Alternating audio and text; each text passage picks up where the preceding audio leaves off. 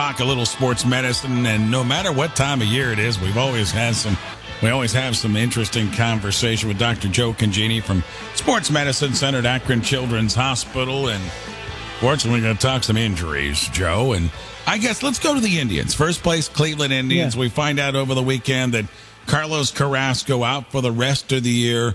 A fracture, what is it, on the pinky? Is that right? Yeah. Ray, if you want to talk Cleveland sports injuries, do you have an hour, can I say, for this entire hour? Well, you have a book. Because, come on now, this is unbelievable. Oh, yeah, I spoke to them. You got a new chapter I now, got by at the way, least in your a book. new chapter. Hopefully we don't. This is really tough with Carlos. And a lot of people are saying pinky, and from everything, and I read several sources to be sure on this, they're actually saying it's the fifth metacarpal. And interestingly, I spoke about this a couple of months ago. Fifth metacarpal occurs a lot in other sports, and in high school kids, the fifth metacarpal is below the pinky finger, actually more in the outside of the hand. And it's what's known as a boxer's fracture, because when people punch a wall, punch the locker, punch the floor in anger, they break the bone on the outside of the hand, known as the fifth metacarpal. This one right here, then? Exactly. Okay. So in this That's case, good radio, by the way. Yeah, right. So on the outside of the hand, but lower below the finger, down into the fleshy part of the hand. I got you. And it's a very forgiving fracture. It does very well. High school kids, we put a splint on it, and they play within a week or two. So this is a fracture that you can really play with quite a bit. Now, in his case, he didn't punch anything. He was hit by a ball, by a wicked shot. And unfortunately, he has to grip a baseball with that hand. That's on his throwing hand. So the issue is, when would he be comfortable enough to grip a baseball, and throw a baseball accurately and build up a pitch count? And all that has to be done, by the way, in the next 3 weeks as we get ready for what more imminently every night, with every walk-off, looks like we're going to be in the playoffs here. Getting ready for that in 2 or 3 weeks may be difficult. How does that bone, you know this better than me, affect, a professional pitcher, not me playing catch in the backyard?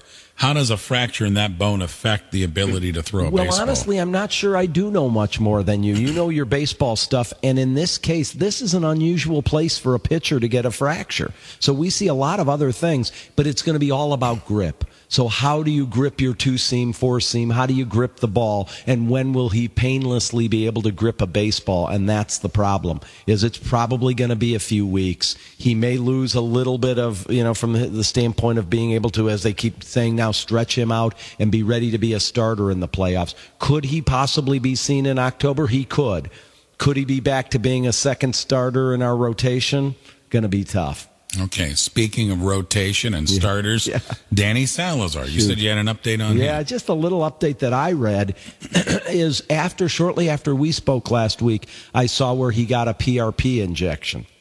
So this is different than cortisone. Okay. So everybody talks about cortisone in just reducing pain, but PRP is platelet-rich plasma. It's not experimental anymore. It's been out there for about 10 years. And so this is where we draw off a person's own blood, take the platelets, which are the growth factors, because we want that we inject these into areas where there's scar tissue to try to get normal blood flow back into the tendon and the soft tissue and the muscle. And so these are used in chronic jumper's knee and the patellar tendon, chronic Achilles tendon, and other issues like this.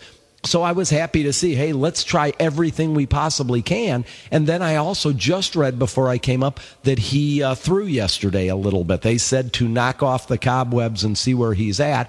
But the good news about PRP, it does not weaken the tendon or soft tissue at all where the tendonitis is. Remember I told you last week, unfortunately, maybe tendonitis and scar tissue, but it is related to the surgery that he had a couple years ago. But hopefully they knock off the cobwebs. Hopefully the PRP helps get some blood flow back. Hopefully by, again, that same timetable, first week of October, he's ready to start throwing, stretching out, meaning throwing more and more pitches, and that he'll be ready to be a viable contributor in the playoffs for the Tribe. Education for all of us on tendonitis. A lot of times you rest, and for us non-professional athletes, it kind of goes away. And we're okay and ready to go and go out and play tennis or go play barroom softball, whatever that might be. That's right. But for a Major League Baseball pitcher, have tendonitis and then it goes away. Can it come back as quickly for a Major League professional Baseball athlete? player with millions of dollars on the line? We're really trying to, we're trying to get them back to play as soon as they can. For that matter, same with our college kids we cover and our high school kids. Mm-hmm. So you hit tendonitis on the head. What it is, it's an overload of that tendon, which connects muscle to bone. So these tendons are really good shock absorbers, and when we overload them and overuse them, they become red, warm, swollen, tender, inflamed in the first 6 weeks. After 4 to 6 weeks, if we don't do anything, they begin to develop scar tissue, and unfortunately, by the time people come to us, they often have scar tissue, which takes longer. But with true tendonitis, relative rest to not overload that tendon unit for a period of days or weeks, and then also rehab. So if you don't do anything to re-strengthen the muscle after you've waited a week, 10 days, 2 weeks, depending on which tendonitis it is, if you haven't gotten the strength and flexibility back in the tendon, they're not going to go back and perform the way they did. So always in athletes, it's rest, relative rest, where you're not overloading that tendon unit, followed by and combined with rehabilitation to keep that tendon unit strong and flexible. Dr. Joe Congeni, Sports Medicine Center at Akron Children's Hospital, joining us, talking Sports Medicine Center. So let's go to Josh McCown now. Yeah. What is a deep shoulder sprain? I like Hughes. I like the way he was describing these injuries. You couldn't get more general than Hugh. This is the first time, and you know that I look at things through a lens of sports medicine, and I watch how coaches explain. Some like to get into more detail. Some talk about things like teeny-weeny fractures, if you remember one of our previous coaches, yes. right? But so Hugh called it. He seemed kind of befuddled by it. He said, I don't think it's a break. He said it seems like a deep sprain. It's actually pretty accurate. So you could tell when a big guy fell on him, and then again later in the first quarter, that he had what is our separated shoulder. And a separated shoulder is a sprain, which is a ligament injury. If it was a fracture, they took him to the locker room, have x-ray facilities in NFL locker rooms now, which we don't have in high school. Didn't see it wasn't a fracture, then you try to support that tendon and allow him to play. But you could see he was playing in pain. Mm-hmm. He was weakened for sure. He wanted to try to finish the game. And after the game, you kind of knew you'd look at it in more detail. You'd look at it even in a pro athlete with an MRI. Perhaps in one of my high school kids, we wouldn't need an MRI, because with an x-ray, you'd see some separation of that bone. You'd see where the pain is over the ligament. And you'd say, if it was a grade 2, a partial tear, that this is going to be 2 to 4 weeks injury before that kid's going to be able to get back and play. If it's a grade 1 where they just stretch the ligament and bruise the ligament, they may be playing in 7 to 10 days. If it's a grade 3 where it's a complete tear with a separated shoulder, they may be more like 6 to 8 weeks, or even in some cases surgery to fix those. Now with McCown, when you get that shoulder sprain, right, just so we all understand, is that from the arm, that shoulder area being pushed back? How does something like that occur? This is a direct blow, and thanks for asking. So not like getting pushed back like the famous Kevin Love popping out, dislocation. This is from a fall directly on the point of the shoulder. That bump that sticks up on your shoulder when you have your shirt off, if you see it, that's the AC joint.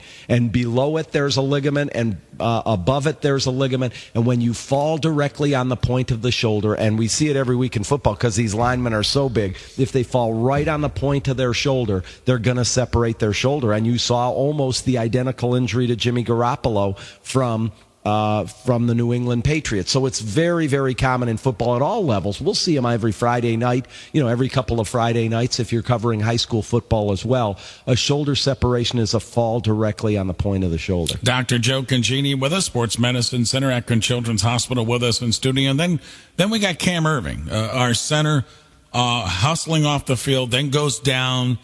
And what did we find out with him? Darn it. I mean, I read as much as I could yesterday. Cramping all game, apparently. Greco, I read an article about, what a valiant effort he gave because he kept going back out there with cramping. And then finally, at one point, you saw him gone from the sidelines, taken to the locker room. And people with trouble breathing and other issues, we've been through this before. A bruised lung is a pretty serious issue. And so Cam Irving, the young center, has a pulmonary contusion, has a lung bruise, and these often are more like a month before they Is that a direct blow as well, Joe? That's a direct blow. Yes, it is. And so a direct blow to remember that lung tissue is kind of spongy. And so what happens is, so is the rib cage around it. There's a lot of elasticity and give when you take a shot into the ribs, and a shot into the ribs can leave you with a contusion a bad deep bruise to the lung, or the covering of the lung. The pleura is called the covering of the lung. And if you have a bad deep bruise or bleeding in that area, it takes a while for the body to heal it itself. There's not a lot we can do to get in there and speed up the healing. So with somebody like Josh McCown, he started the very next day getting physical therapy to speed up getting rid of some of that swelling and bruising of his shoulder. You can't do that very easily with the lung. And so you just have to wait for it to heal. And it's becoming an injury that was not very common previously. And now it's one that we're seeing more and more as the athletes are bigger and stronger. Now, when we talk about the NFL investing research into that came out last week, millions of dollars into better helmets. When we talk about this injury that we are starting to see more, could we see some sort of a vest on these guys to help protect those lungs a little bit? It's a little harder to protect because of that elasticity in the lung and the ribs that are there to protect it. But, many of these guys wear flak jackets. A lot of the linemen don't. A lot of the skill guys do. Do you know that a lot of our high school kids do? If you really see it, a lot of our high school kids will wear flak jackets and things like that to help. And I think that's definitely a direction to go. But the direction that athletes and players are going at the NFL, playing again for the most of money, is the less and less equipment. The pads are getting smaller and smaller, and the thigh pads, the knee pads, they are all about speed. And I'm not sure that a lot of those people are going to want to wear a big, heavy flak jacket. Great stuff, Joe. Thanks for coming in today. Thanks, Ray. Have a great week. There you go. Sports Medicine Center's Dr. Joe Congeni from Akron Children's Hospital, covering the Browns and Indians, and unfortunately, injury report.